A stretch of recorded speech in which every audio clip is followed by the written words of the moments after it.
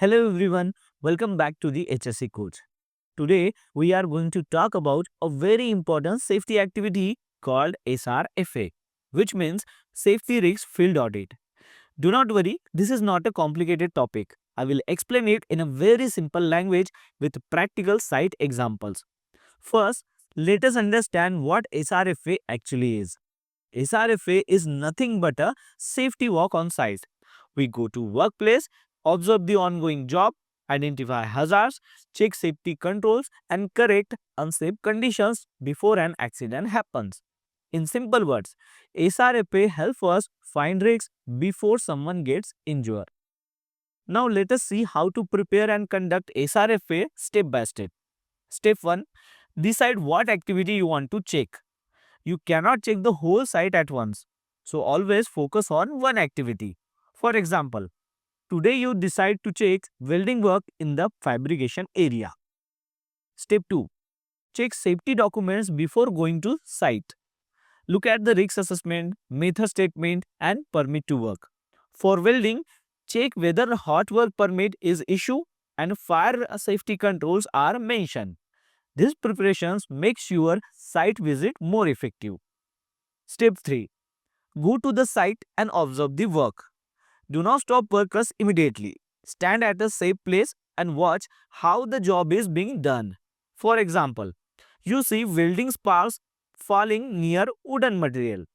This is a potential fire hazard. Step 4. Identify the hazard. Ask yourselves what can go wrong here. In this case, sparks can start a fire and cause serious injury or damage. Step 5. Check safety controls. See what safety measures are in place. Is fire extinguisher available? Is welding screen used? Is the worker wearing helmet, gloves and face shield? For example, extinguisher is available but it is kept far away.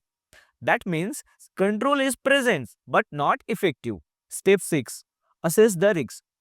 Think about how serious the accident can be and how likely it is. Fire can cause severe injury, so the risk level is high. Step 7. Take immediate action if required. If the risk is high, do not wait for report writing. Stop the unsafe work and correct the issue. Ask the worker to remove combustible material and keep fire extinguisher nearby. Step 8. Talk to workers politely. Do not shout or blame.